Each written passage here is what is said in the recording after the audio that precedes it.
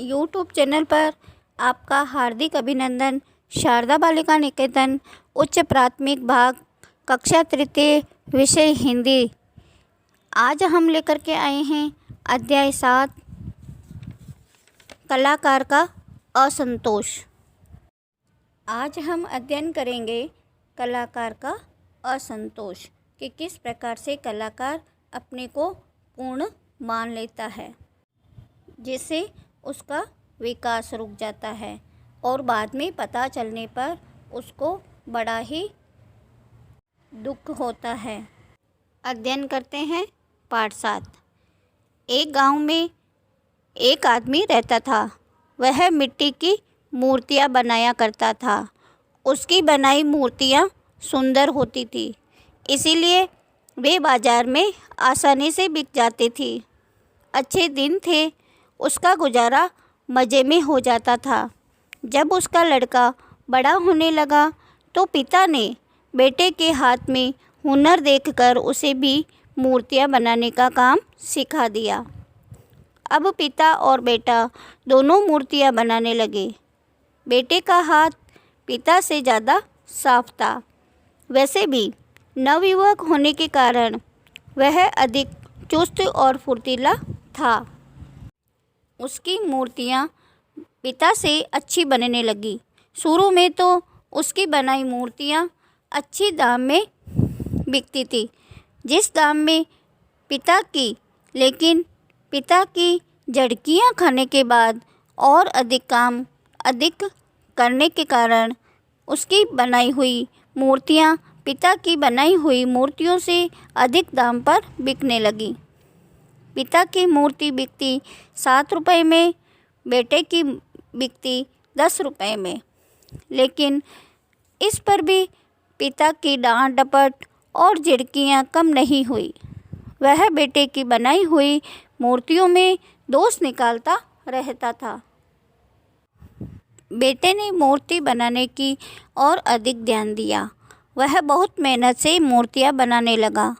अब बेटे की मूर्तियाँ अधिक तराशी हुई होने लगी। बाजार में उनका दाम भी बढ़ गया। पिता की बनाई मूर्तियाँ 7 रुपये में ही बिकती रही, जबकि बेटे की बनाई मूर्तियों की कीमत बढ़कर 12, 15 और फिर 20 रुपये तक पहुंच गई। मगर पिता को संतोष नहीं हुआ। वह बेटे की बनाई मूर्ति में दोष निकालता। ये आँख दूसरी आँख से अधिक बड़ी बन गई है। कंधों की गोलाई बराबर नहीं है।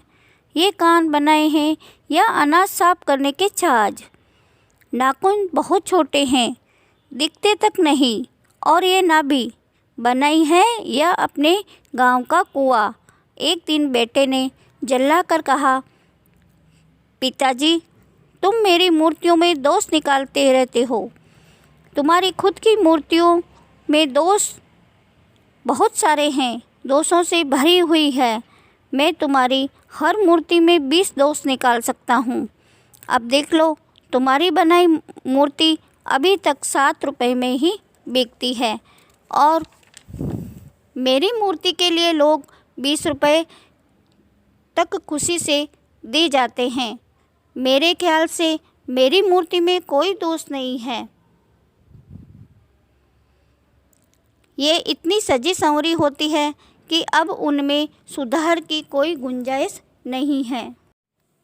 पिता उदास हो गया, दुखी स्वर में बोला, बेटे, मुझे यह बात मालूम है, लेकिन तेरे मुँह से ये बात सुनकर मुझे लगने लगा है कि अब तुझे तेरी मूर्तियों में 20 रुपये से अधिक अब नहीं मिलेंगे। क्यों? बेटे के स्वर में आश्चर्य था।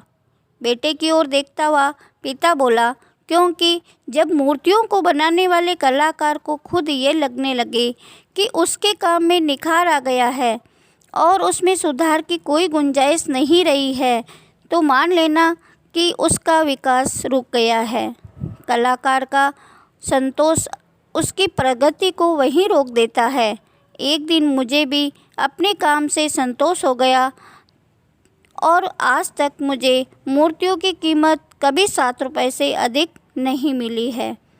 इस बात को सुनकर बेटा लज्जित हो गया और उसका सिर नीचे झुक गया। यह था अपने पाठ 7। अब हम करेंगे इसके शब्दार्थ। गृह कार्य क्रमांक लगा करके, दिनांक 12 लगा करके। गुजारा जीवन यापन, जिंदगी का चलना। हुनर योग्यता, कौशल, प्रतिभा। दाम कीमत। झिड़की हल्की डांट। तरासी निखरी, अच्छे ढंग से उकेरी गई। संतोष तसल्ली, तृप्ति, संतुष्टि। छाछ सूप या छाजला। जलाकर, खींचकर या चिढ़ना। लज्जित, शर्माना। यह शब्दार्थ हम गृह कार्य में सुंदर लेखन में करेंगे। अगले वीडियो तक नमस्ते।